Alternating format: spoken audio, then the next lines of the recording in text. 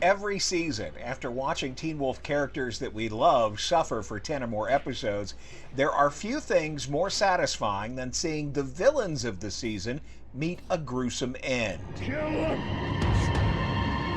Kill them! Jeff Davis and the Teen Wolf writers' room came up with truly fitting punishments for a number of the big baddies, while sending others down an equally satisfying path of character redemption. I'm Paul Ray, and today I'm exploring the most satisfying Teen Wolf villain stomps.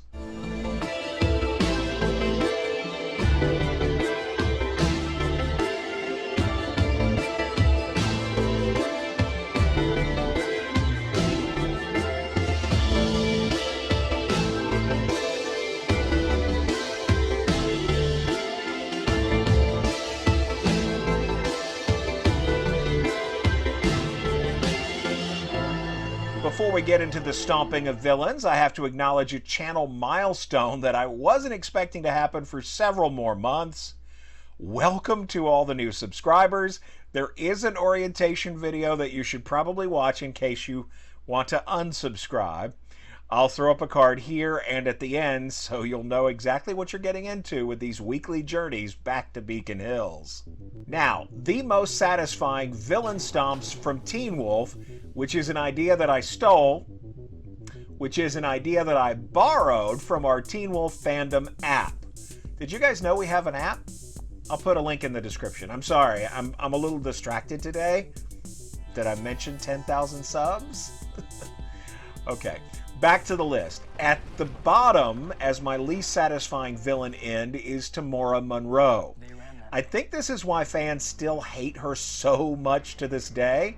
She got away with horrible crimes and is still at large without ever even getting a single satisfying punch in the face.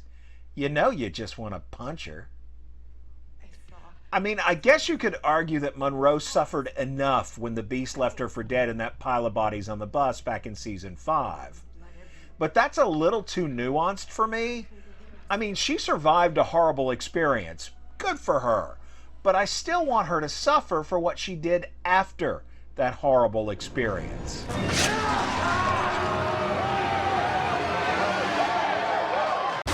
Now, somebody who I would have liked to see escape into the night is Jennifer Blake. Like Monroe, Teen Wolf's Darok survived a horror and returned to take her revenge. Unlike Monroe, the writers made her suffer not one, not two, but 3 stomps in quick succession. Stomp 1, Derek tricks her into weakening herself right before she kills Deucalion. Jennifer! He doesn't know. Know what? What you really look like. See, right there, I would have said, yeah, well, he can get a good look at my face in hell, and kept right on bashing his head into the concrete. So then she loses again when Scott pushes through the mountain ash barrier, and finally, after making it all the way to the Nematon, we get this weird scene with Peter that never really connects to anything until season 4. Overall, 3 stomps, little satisfaction for me in the end of the Darok. Speaking of complicated and nuanced punishments, consider Marcel. He was simping for a serial killer for 300 years. He mutilated his own body and killed countless teenagers as the leader of the Dread Doctors. He did all this just to bring his unrequited love back to life. He then succeeds in this mission, only to be told that he is too old and too mutilated to be loved in return. Marcel, this is what immortality looks like. I think you might have been misled. For you.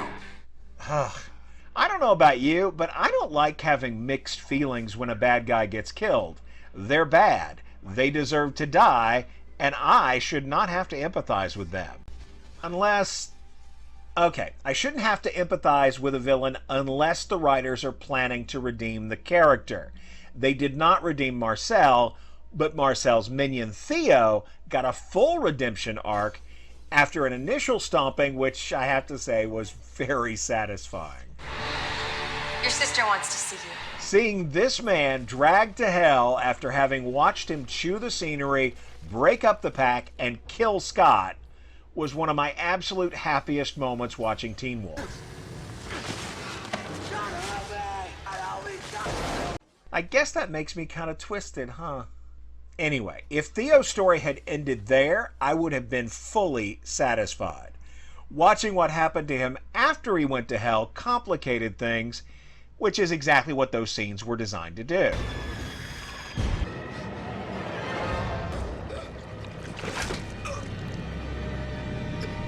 It's a clever bit of writing to repeat this death loop as many times as they did. At first you're all like, yeah, you deserve to get your heart ripped out because you're bad.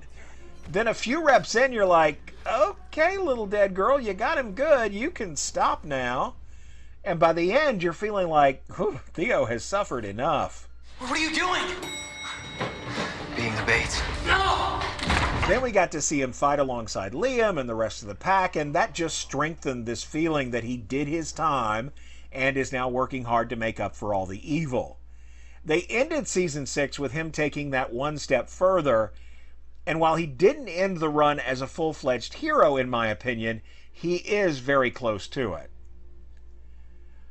I should mention here that they kind of tried to redeem both Gabe and Nolan in the end, but neither arc was really satisfying to me. I mean, Gabe was a little shit, and watching him pummel Liam made me want to violate parole. I'm kidding, I'm not actually on parole. Or am I? It really came down to how fans felt about the actors playing those characters, so your mileage on whether this was a successful redemption will likely vary. Next to the redeemed villains, we have one that was ruled not to be responsible for the evil he caused. Jackson did a lot of killing while he was the Kanama, but he is instantly forgiven for all that because the real evil was this little asshole. What are you looking at? If I ever do my most hated Teen Wolf villains, Man-Child Matt will be top of that list. Part of this is the fault of the writers. I just could not understand this character on any level. It's like, okay, dude, you almost drowned because you couldn't swim, and you got saved, but then you got yelled at, and that means people have to die.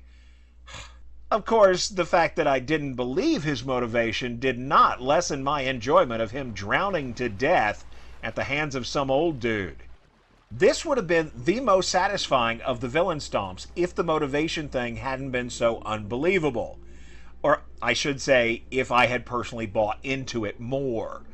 As it was, I just had to think of Matt as being seriously mentally ill, which kind of makes my enjoyment of his epic stomping a lot more questionable. I can't do this myself. Another motivational problem I had was with Victoria Argent. Her going from dedicated hunter matriarch to psycho overprotective mom seemed a bit abrupt and more transactional than transformative to me. But her descent into evil did give us some fun scenes. Are you having sex with my daughter?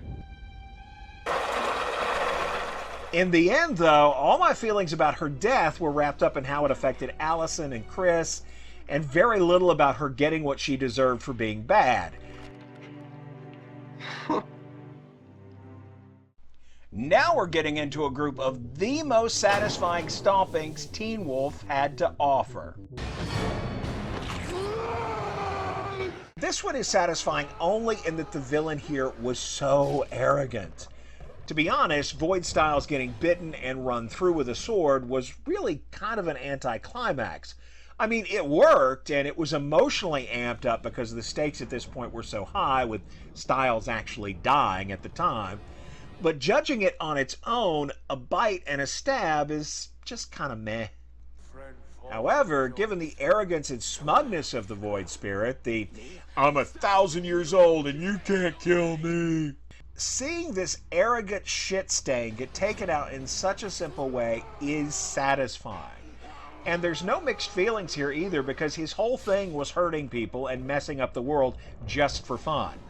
The Nogitsune is what they would call irredeemable. Gentlemen. Of course, there is perhaps nothing more arrogant and irredeemable than an actual Nazi running around killing people and eating their pituitary glands. Add to that his taking out of this adorable puppy of a man, and Mr. Douglas is as close to pure evil as Teen Wolf ever came. Douglas getting beat by the pack was satisfying. His then being consumed by the very thing he sought to control, priceless. A success. The same is true of Dr. Valak, trying to control Lydia's powers, got his head blowed up by Lydia's powers. That is justice. The top of my list includes the recurring villains that got multiple stompings over the course of the series. It's kind of a three-way tie, really, between Gerard, Kate, and Peter, but in all three cases, their first stomping is the most satisfying to me. Kate's first death could have lasted longer, I guess. I mean, she deserved to suffer more, but still, after all her grandiose hunter bullshit, the arson and torture porn, I take great satisfaction in how easily she's taken out by Peter. It was like, yeah, well, you don't matter. Bye. With Gerard, I can't imagine a better stomping than the end of season 2. I mean, this guy. What can you say about this guy? It's like he wasn't even human. He beat up Stiles just to send a message. He manipulated Allison and threatened Scott's mom. He deserved to suffer long and hard for all of that. And boy, did Jeff and the writers deliver.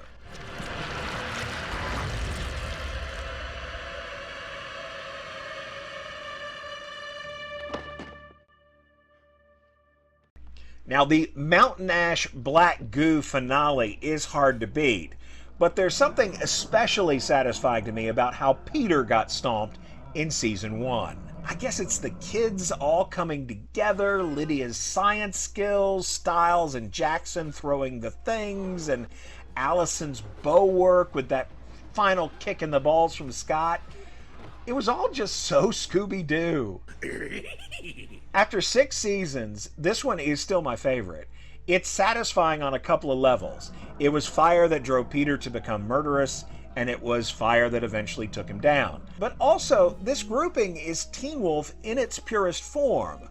Scott's friends all working together to save the day. Now, there are a couple of villains not on this list. The Ghost Riders aren't here because they are a force of nature. They aren't motivated by anything. It's like saying a hawk is evil for eating a field mouse. The writers also didn't get beat in the end. They actually got saved when the Wild Hunt was allowed to move on. Also not on the list, the anuk-ite. My thoughts on the anuk-ite have been unexpectedly controversial with folks. I see this pitifully weak creature trying desperately to avoid capture and using its only defenses instinctively to survive. It's not evil. It just brings out the evil that's already inside people. So encasing it in Mountain Ash was good because it stopped it from making others do bad things, but it wasn't all that satisfying because I never believed the anuk-ite needed to be punished for just trying to survive.